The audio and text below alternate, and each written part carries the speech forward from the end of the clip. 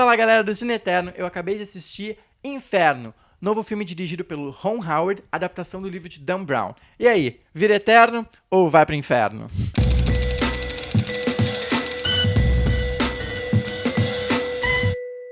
Nessa terceira aventura do nosso protagonista, Robert Langdon, interpretado pelo Tom Hanks, nós vamos para Florença. Ele acorda num hospital e não lembra nada do que aconteceu nos últimos 2 dias. Só o que ele sabe é o que ele encontra no paletó dele, um tubo de ensaio que sobe com a digital dele. Quando eu tô dizendo que isso aqui tá ficando 007, vocês não acreditam em mim, né? E quando ele abre, ele encontra um mapa. Só que não é qualquer mapa, é simplesmente um mapa de Botticelli em que mostra o inferno de Dante. Aí ele começa a fazer aquelas ligações históricas, aquele momento super divertido do filme, momento cultura, né? E ele acaba se envolvendo numa treta. E claro que vai ter gente que vai atrás dele, que vai querer matar ele. É claro que ele vai encontrar uma mulher que vai acompanhar ele, que ele vai usar e depois vai jogar fora, ou não, né? Sem dar spoilers, não vou falar nada. Tem todos aqueles personagens típicos que a gente já viu nos outros filmes e que são personagens do Dan Brown.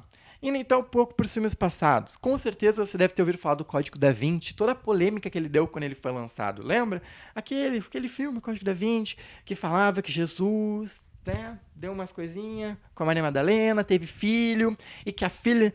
Gente, spoiler, se não viu o Código da Vinci, lamento. E tá, não vou dar spoiler. Tá bom, não vou dar spoiler. E que no final tem um plot twist, descobrem que a filha de Jesus ainda tá viva. Enfim, sem dar nomes, né? Isso não é spoiler, tá? Depois teve o Anjos e Demônios, que daí eles já assumiram a trecheira mesmo, filme de ação, 007 mesmo. Aí sim, que eles têm que ir atrás de salvar os bispos lá. Bispo não, cardeal, né? Porque a gente é do Papa, é chique. Então eles têm que salvar os cardeais, porque eles vão ser mortos, e os Illuminati estão aparecendo. Então, os estilos de história do Dan Brown é tudo meio parecido. Numa ele pega a igreja, na outra ele pega os Illuminati, e agora ele quer pegar o Dante e trabalhar com o inferno de Dante. Eu não vou dizer que eu acho isso ruim, eu acho ele interessante, o Dan Brown querer trazer um pouco de cultura e questões históricas, questões de simbolismo, mas, tanto nos livros quanto nos filmes, isso é bem segundo plano, eu diria até terceiro plano. E no inferno, isso chega numa proporção maior. Porque antes do Código da Vinci, no Anjos e Demônios, ainda tinha uma preocupação em explicar um pouco mais sobre as questões, fatos históricos. No Código da Vinci era demais, no Anjos e Demônios eu julgo ok, eu acho que estava bom. E no Inferno eles cagam totalmente para os fatos históricos.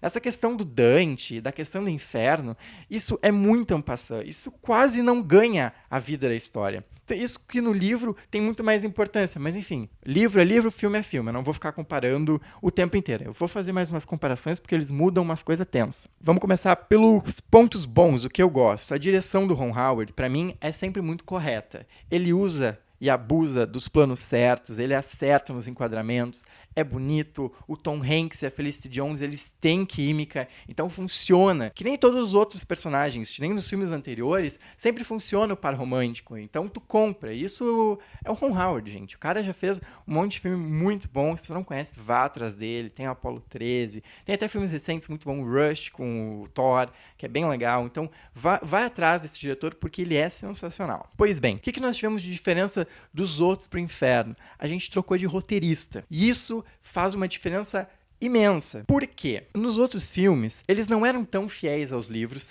Havia bastante alterações e que muitas vezes melhoravam coisas do livro. Aqui no Inferno é o contrário. O roteirista, ele tenta o tempo inteiro se manter fiel ao livro. Até, vamos dizer, o terceiro ato do filme, ele é muito semelhante ao livro. Até botando coisa que não precisava, que eles podiam mudar para deixar a história mais dinâmica ou até mais interessante. Não é isso que acontece. O filme é muito fiel. Até chegar no terceiro ato. No terceiro ato, tanto no livro quanto no filme, era pra ter a explicação do vilão, aquela coisa básica que a gente já sabe dos outros filmes. E que teria uma discussão, né, interessante. E não tem. Os caras cortam toda a discussão interessante que poderia trazer, e até mesmo a discussão que eles trazem no início do filme. Porque o vilão, nesse filme, ele quer matar pessoas porque ele acha que vai ter muita gente no mundo. Que em 40 anos nós vamos ser 40 bilhões de pessoas. Ele acha que tem que matar pessoas e diminuir a população. Esse é o mote principal do vilão. Só que não seria só isso, em tese. No livro é um pouco diferente, mas como eu disse, livro é livro, filme é filme. No filme isso não é desenvolvido. Isso é deixado totalmente de lado para fazer uma cena fodida no final, para ser cena de ação, para ser explosão, sabe? e fica totalmente sem sentido nenhum. Bem, eu ia falar de ponto bom e acabei falando dos pontos fracos, eu juntei tudo, fiz uma confusão, normal. Aqui vocês já me conhecem, sou meio louco. Mas mais um ponto que eu sempre gosto de ressaltar e que me faz ficar feliz com os filmes é que a trilha sonora ainda é do Hans Zimmer. E ele, mesclando um pouco a trilha sonora que ele já tinha dos filmes anteriores, ele faz uma trilha sonora nova. E que, de certa forma, combina muito com esse filme, porque ele tem uma agilidade maior. Ele tem uma questão, uma coisa meio Bourne, assim. Tanto que o Robert Langdon, ele não lembra o que aconteceu. Assim como o Bourne, tem pessoa correndo atrás dele, mas ele não sabe o que está acontecendo. Então, essa agilidade da narrativa, principalmente no início ali, e a forma como o Hans Zimmer mescla a trilha sonora, me lembrou muito os Bourne. Então, eu fiquei muito feliz, assim. Vamos então para a nota. Já falei de tudo que tinha para dizer e vamos para a Hora do Purgatório, né? E que, olha só que legal, né? A relação aqui. Eu falo de Dante, né? O Purgatório de Dante e o filme é sobre Dante, mas na verdade não é sobre Dante, então não vou poder falar mais sobre Dante. Que pena.